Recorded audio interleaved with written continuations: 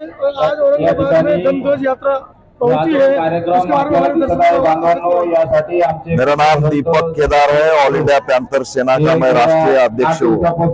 ये जो धम्मध्वज यात्रा औरंगाबाद में आई है, औरंगाबाद एक बौद्ध लेनी और एजेंडा लेने के लिए पूरी दुनिया में प्रसिद्ध है, जहाँ पर पर्यटक आते हैं और क्रांति की भूमि बोल के औरंगाबाद को पहचाना जाता है।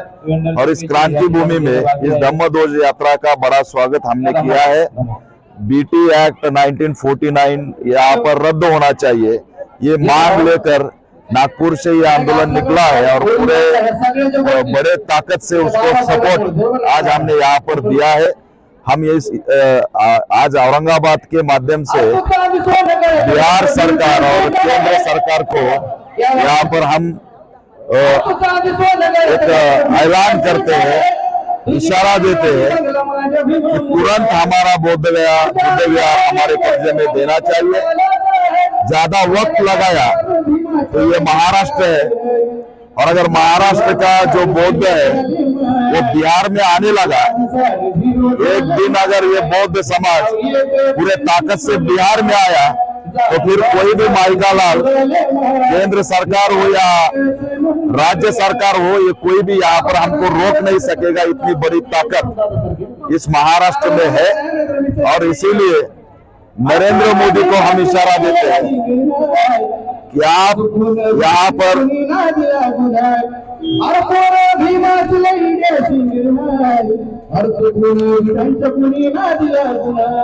बिहार सरकार अभी चुनाव को सामने जा रही है। हम उनको यहाँ से मांग करते हैं कि चुनाव की घोषणा के पहले तुरंत हमारा बोध गया बुद्ध विहार हमको दे दो, नहीं तो आने वाले समय में चुनाव के अंदर फिर से आपको सत्ता नहीं मिलेगी। और कांग्रेस और तेजस्वी यादव को भी हम कहना चाहते हैं कि आपके जाहिरनामा में आज आप तुरंत यहाँ पर जाहिर करिए। सिर्फ वोट चोरी के नाम से वहां पर जो माहौल बनाया वो नहीं चलेगा। आपको ऐलान करना पड़ेगा कि महाबोधि बुद्ध विहार ये हम सत्ता में आते ही बौद्धों को देंगे। ये ऐलान राहुल गांधी और तेजस्वी यादव ने करना चाहिए। केवल वोट चोरी का जो वहां पर नैरेटिव बना के काम चल रहा है, ये चलने नहीं देंगे। कांग्रेस अगर सत्ता में आती है, तेजस्वी यादव अगर सत्ता में आते हैं, क्या वो हमें हमारा बुद्ध विहार हमारे कब्जे में देने वाले हैं क्या? ये सवाल हम यहाँ से पूछते हैं। और नरेंद्र मोदी अगर बीजेपी के साथ वहां पर सत्ता में फिर से नीतीश कुमार को आना है तो उनको हमारा बुद्ध विहार हमको देना पड़ेगा, नहीं तो इसके परिणाम बहुत बड़े होंगे। आने वाले समय में ये जो भिक्षु संघ का आंदोलन चल रहा है, भिक्षु संघ को लड़ने के लिए कोई लिमिटेशंस है, लेकिन जिस दिन यह आंदोलन हम कार्यकर्ता हाथ में लेंगे, उस दिन हम निवेदन नहीं देंगे, उस दिन हम आवेदन नहीं देंगे, उस दिन हम नारे नहीं लगाएंगे, उस दिन हम कोई पत्र लेके नहीं आएंगे। सीधा हमारा बोध गया हमारे कब्जे में लेंगे और कब्जे में लेने का आंदोलन का ऐलान जिस दिन हम करेंगे, उस दिन ना नरेंद्र मोदी रोक सकता है, ना नीतीश कुमार रोक सकता है, ना कोई व्यवस्था हमको रोक सकती है। सिर्फ हम यहाँ पर आज भिक्षु संघ के माध्यम से एक संवैधानिक लड़ाई लड़ रहे, लेकिन ज्यादा दिन अगर लगाया तो फिर पूरे दुनिया के बौद्ध को वहां पर आके हमको कब्जा करना पड़ेगा। और हम कब्जा करते हैं, हम सिद्धनाथ महार के औलाद है, दिमाग करेगा हमारा इतिहास है, फिर से 1818 दोहराने का यहाँ पर हमको वक्त आने मत दो। जिस दिन ये वक्त आएगा फिर कोई भी हमको रोक नहीं सकेगा। यही इशारा इस माध्यम से देता हूँ और ये आंदोलन ये चलता रहेगा, चैत्य भूमि तक जाएगा। वीणाचार्य ने जो ये लड़ा खड़ा किया है उनको हम सलाम करते हैं और उनके आंदोलन को सपोर्ट करते हैं।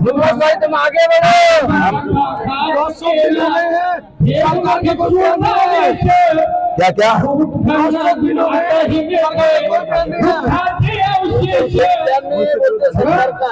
नहीं, सरकार बयान ही नहीं देंगी ना। हमारे महाराष्ट्र की सरकार भी सोई है, बिहार की सरकार भी सोई है। केंद्र सरकार को नरेंद्र मोदी को जब संकट आता है चाइना जब वहां पर आता है तब वो बुद्ध का नाम लेते कि हमारा देश बुद्ध का है। जर्मनी में जाते हैं तो बुद्ध मूर्ति हाथ में लेके बोलते कि हमारा देश बौद्ध का है। वहां पर उनके गुजरात में बौद्ध का राज्य बोल के विदेश से फंड लाते हैं, फंड लाने के लिए ये बोलते, लेकिन हक देने के लिए नहीं बोलते। यहाँ पर बौद्धों की कत्ले होते हैं, हमारे दलितों को मारा जाता है, हमारे धार्मिक स्थलों को कब्जा किया जाता है, तब सरकार नहीं बोलती। ये सरकार बौद्धों के खिलाफ की सरकार है, ये मनोवादी सरकार है, ये जातिवादी सरकार है, इसलिए नहीं ये बात नहीं करती। आने वाले दिनों में इस चुनाव में, जो बिहार के चुनाव में, इसका जवाब दलित देंगे, बौद्ध देंगे, अम्बेडकर अनुयायी देंगे, इनको छोड़ेंगे नहीं। ये गलत बात कर रहे हैं आप। हम टुकड़ों में नहीं बटे हैं, हम टुकड़ों में नहीं बटे हैं, हम संविधान लेके चलते हैं। इस देश में संविधान है, इस टुकड़े में है या एक साथ है, एक साथ है, हम टुकड़े में नहीं है। अगर आपको देखना है तो अम्बेडकर भवन का आंदोलन देखिए, करोड़ों लोग रास्ते में आए थे, हम किसी को छोड़ते नहीं। ये जिस दिन हमारे अस्तित्व का सवाल खड़ा होगा, उस दिन हम मोहन भागवत को भी नहीं छोड़ेंगे, यहाँ का रेशम बाग को भी नहीं छोड़ेंगे। हम टुकड़ों में बटे हुए, हमारे ऊपर आरोप मत लगाओ, हम एक साथ है। आपके नेता उनके चरणों में पड़े, उनके चरणों में जो पड़े वो हमारे नेता है नहीं। अगर आप ही बोल रहे जवाब सवाल में कि उनके चरणों में पड़े, तो उनके चरणों में पड़े तो हमारे माथे पे क्यों मार रहे? जो उनके चरणों में है वो हमारे कैसे है? जो उनके चरणों में नहीं वो हमारे। और आपके मीडिया वालों के आंखें अंधी हो चुकी है, आपके आंखों को नहीं देखता। ये दीपक केदार क्यों नहीं दिख रहा आपको? ये महाराष्ट्र का पैंथर क्यों नहीं देख रहा है? जो लड़ रहा है वो क्यों नहीं देख रहा है? जो गुलाम हुआ है वो क्यों देखता है? हम लड़ेंगे, हम लड़ेंगे। नहीं सब हम संवैधानिक बाबा साहब का संविधान मानते हैं, बाबा साहब का संविधान मानते हैं। जिस दिन मैंने आपको बोला कि हमारे अस्तित्व का सवाल खड़ा हो जाएगा, उस दिन हम आवेदन नहीं देंगे, मांग नहीं करेंगे। हमारे भिक्षु संघ है, वो एक लड़ा लड़ रहे हैं, उनको हम सपोर्ट कर रहे हैं। जिस दिन वो बोलेंगे कि आप अपने को हमारे अस्तित्व का बीमा करेगा फिर से दोहराना है, उस दिन हम दिखा देंगे कि क्या हो गए। नहीं देखिए, हमारे बंते जी को अगर वो 2-2 महीना जेल में डालते होंगे, हमारे भिक्षु संघ को मारते होंगे, वो हिंसा करे तो चलेगा, हम नहीं करेंगे हिंसा। हम हमारे भिक्षु संघ को मारते हुए देखेंगे, अगर वो हमारे भिक्षु को मारेंगे तो हम भी मारेंगे। उस हिंसा को हम मानते हैं। ये हमारा बंदखोर बौद्ध है, ये जो आके लड़ने वाला बौद्ध है। आप ये मत बताओ देश का माहौल हमने बिगाड़ा है। लोग जी आप बोल रहे वो नहीं बिगाड़ रहे, मेरे गाय के लिए लड़ रहे वो नहीं बिगाड़ रहे, जय श्री राम का नारा लगा रहे वो नहीं बिगाड़ रहे। जो हिंसा की बात नहीं करता, संविधान जिंदाबाद की बात करता है, जय भीम का नारा देता है, नमो बुद्ध बोलता है, उसको आप बोलते हिंसा करते। ये हिंसा वाले तड़ीपार लोग सत्ता में बैठे, उसको हम आपके हरिश्चंद्र बोलेंगे?